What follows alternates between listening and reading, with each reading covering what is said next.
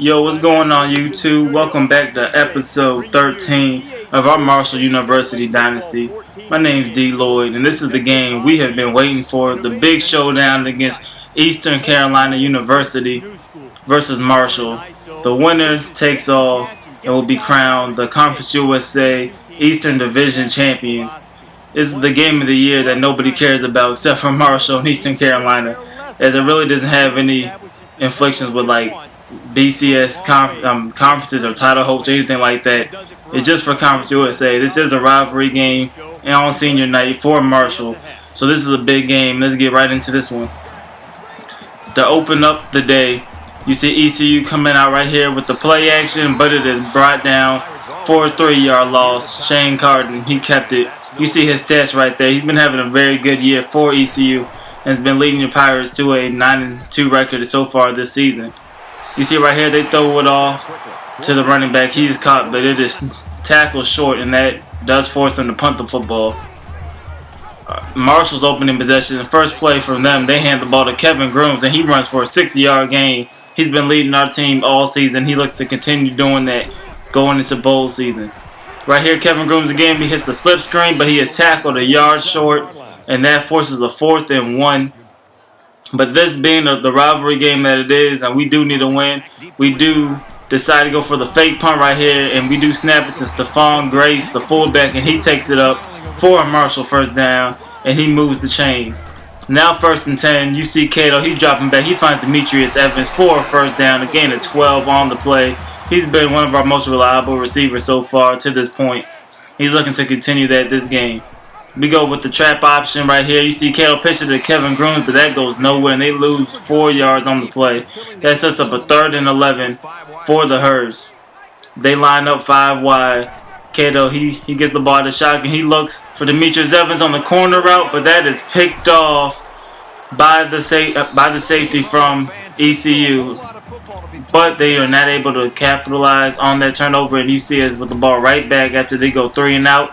This time, Cato finds Kevin Grooms, and he has some room to run. He is brought down at about the 30-yard line, gain of 42. And you see on this replay, the linebacker bit completely on that play fake as he ran up, and we just threw it right on top of him for the easy completion.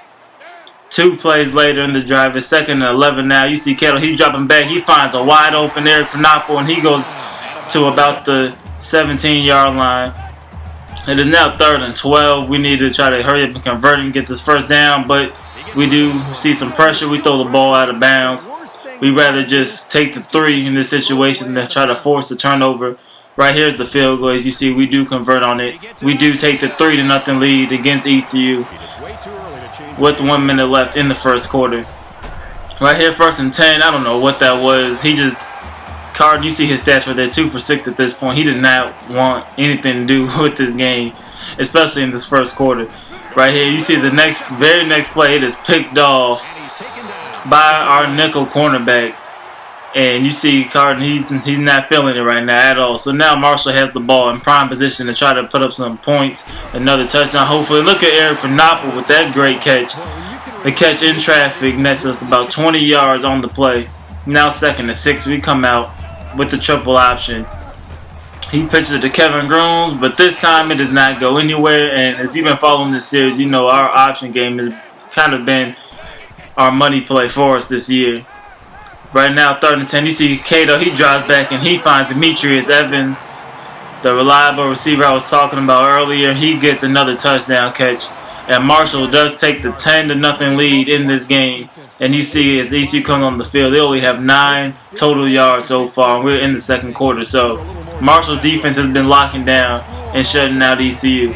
But ECU is looking to try to change that. You see right here, Buddy the DJ Hunter, who comes out with the interception. And he is tackled at about the 6-yard line.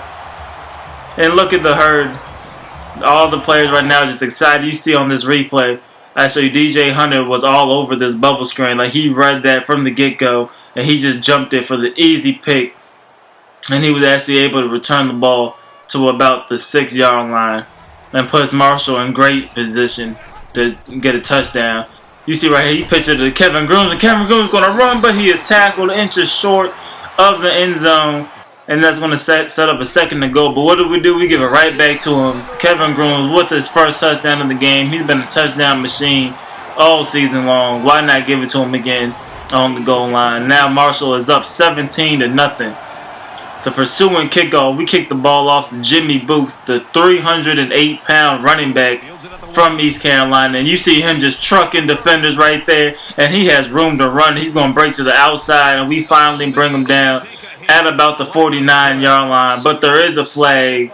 It was a clipping on ECU players, and that brings them drive all the way back to about the 18-yard line. You see right here, 1st and 10. They throw it off to the receiver, Danny Webster. Remember his name. He was a huge factor for them as he led the team in receptions all game. But right here, he finds Lance Ray with a 16-yard reception, and they're about midfield. 1st and 10. Why not throw it to Wiggins this time? And it is completed for an 18-yard gain. We smacked him on the play, but he held on to it. Right now, you see Carter. He gets sacked, and he loses 8 yards on the play. He comes right back out on 2nd and 18. He needs to get something here. He's looking. He gets hit as he throws. He finds the running back, and he is brought down for a gain of 7. But he is out of the game as he injures himself, and he will be done. He will not return. So the backup quarterback, Cody Keith, he comes into the game. He's 285 pounds. I looked that up. So he's in the game. But you see right there, he finds the tight end who got smacked again. But he does hold on to the football. Right here is a dropped interception by Derek Mitchell, the safety who's been on a roll with interceptions so far this season.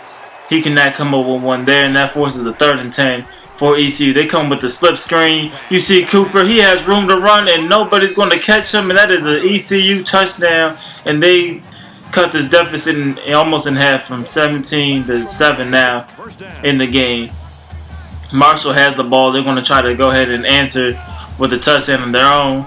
You see 1st and 10. We pitch it to Kevin Grooms, and he just makes something out of nothing. He gets 3 yards on the play. Now 2nd and 7.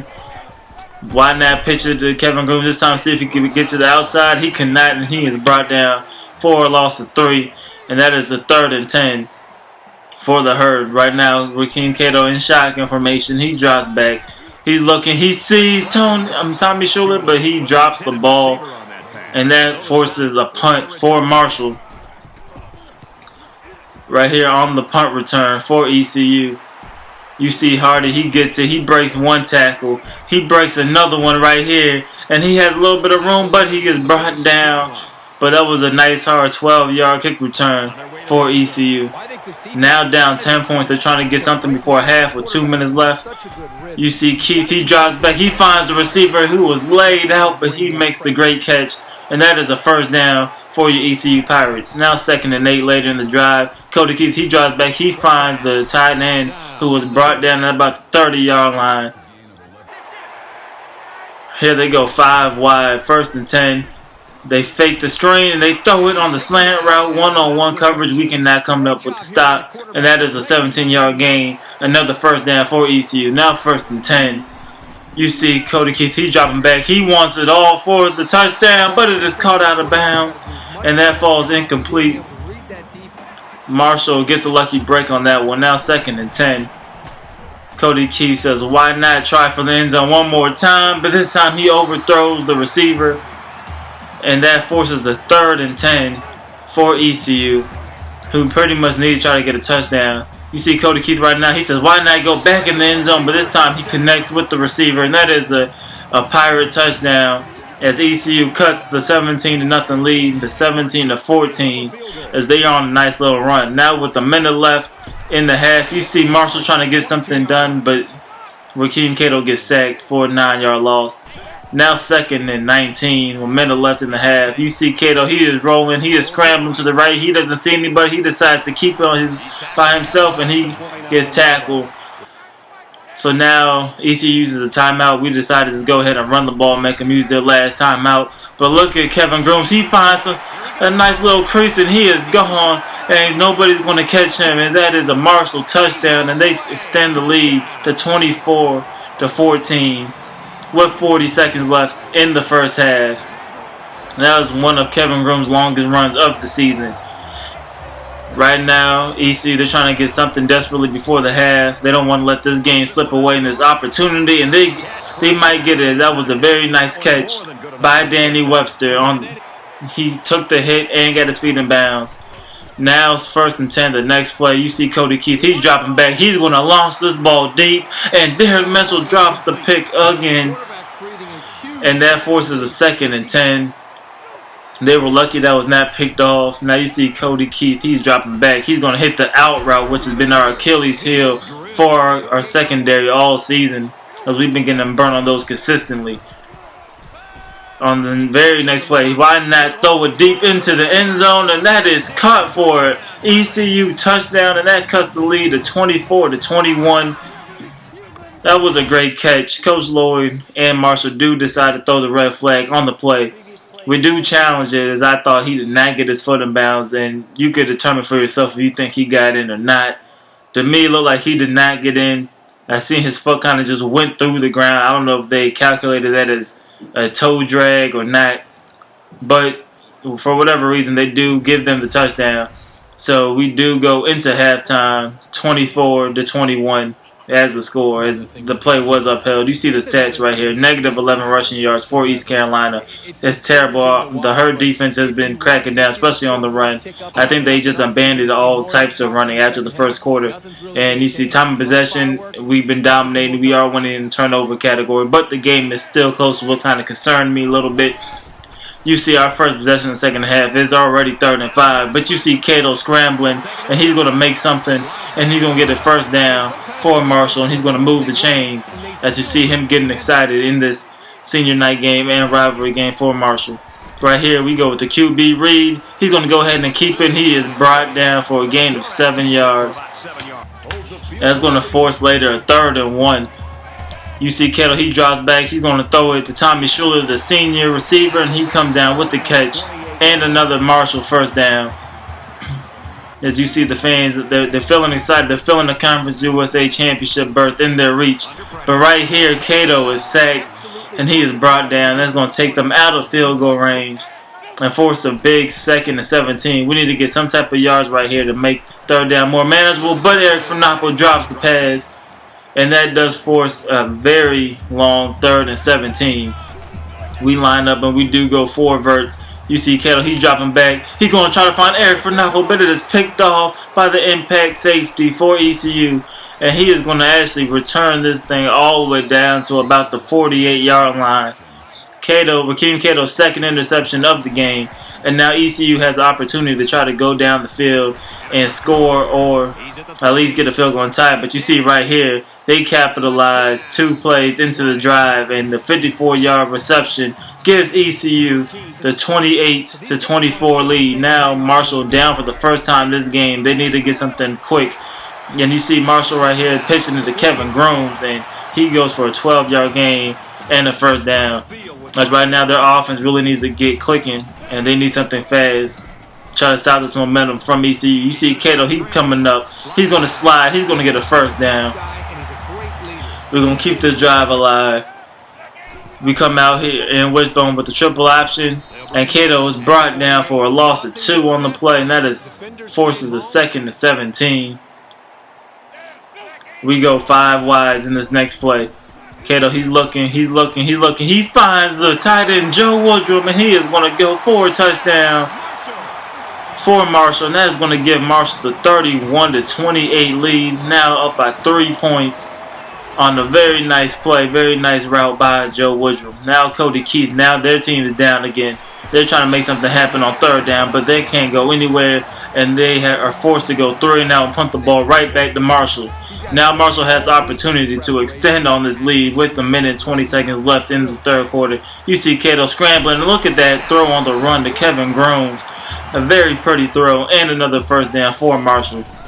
Riding at the very next play, handed off to Kevin Grooms, and we do, and he gets about 6 yards on the play. Sets up a 2nd and 4 with under a minute to go in the 3rd quarter.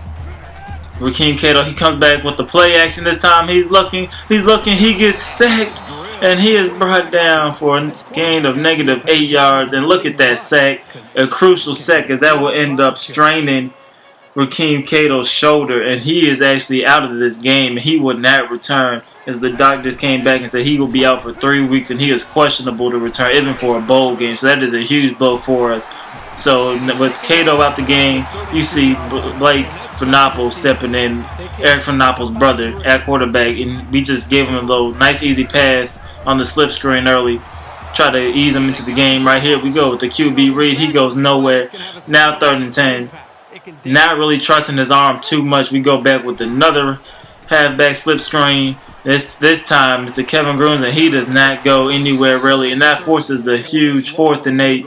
We do decide to just go ahead and try to take the 3 points right here, but however the kick is short, and we do not convert on the field goal, and that gives ECU the ball with 5 minutes left in the game and the chance to go down and make something happen. You see right here Lance Ray with the nice catch as he took a nice hit, but he still came down with it. Now 2nd and 4. Once again is that out route I was talking about. He gets laid out, but that is a 1st down. We begin to abuse all season long with that route. We come right here and look at this grab by Danny Webster. A nice diving catch. I had to slow it down for you. A one-handed catch. And just for him to be able to come down with that and reel that in is incredible.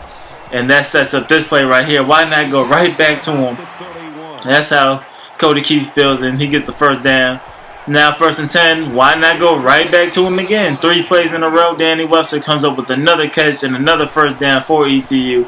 Now 2nd and 10 later on in the drive. This time they're going to throw it to Justin Jones, the tight end. He's going to get a gain of 7 yards. This is going to set up a huge 3rd and 3 as Marshall needs to stop him and hold him to 3. Right here with 4 minutes left in the game. He hits the quarterback, but Justin Jones drops the ball, and Marshall forces a field goal attempt for ECU. But this attempt would go right down the middle, and that will tie the game up at 31 with 4 minutes to go into the 4th quarter. Now Blake Fernapple has the ball. He's trying to make a play. He's going to throw the ball deep to Angelo Jean Lewis, and he comes down with a 28-yard reception as he catches the ball on the corner, then inbounds. You see right here, we just threw the ball away as we did not want to take the sack, and that forces a 3rd and 6. Something that's kind of manageable, but we need a big play right here. You see Blake Fernapple. He's stepping back. He's going to throw it, and it's dropped by Demetrius Evans, the reliable receiver I've been talking about this whole game.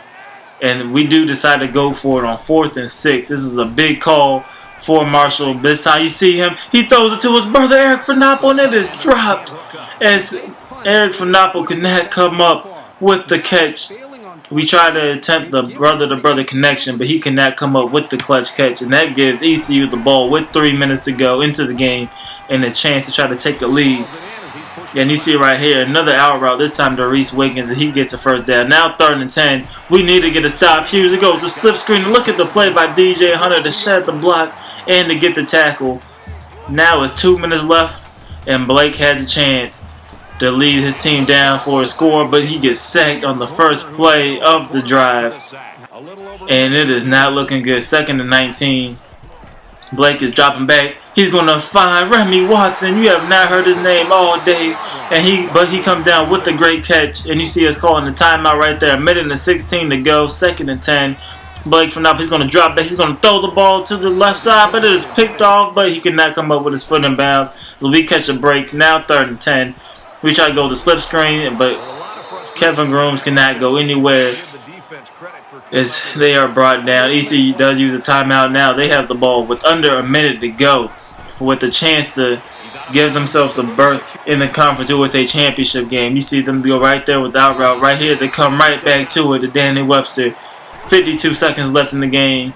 1st and 10. You see Cody Keith. He has a lot of time. He's going to throw the ball deep, and look at this catch as Reese Wiggins comes down with it, and they put ECU in the field goal range. So at this point, Marshall needs a big play, and this is not picked off by Corey Wilson, as he likes to just bat the ball down instead of going for interception.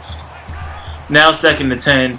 If we have any chance, we need to get a turnover or stop him right here, but he squeezes that pass into Justin Hardy for an ECU 1st down. Now you see 10 seconds left in the game. They try to run the ball to the left to get the ball a little more straight. We bring him down, but we call a timeout right here, trying to ice the kicker, but they do have the anti-freeze trait activated, so he is not frozen at all. All he has to do is make this field goal, and this kick is up to send them to the Conference USA Championship game, and it is right down the middle, and ECU comes out on top, 34-31.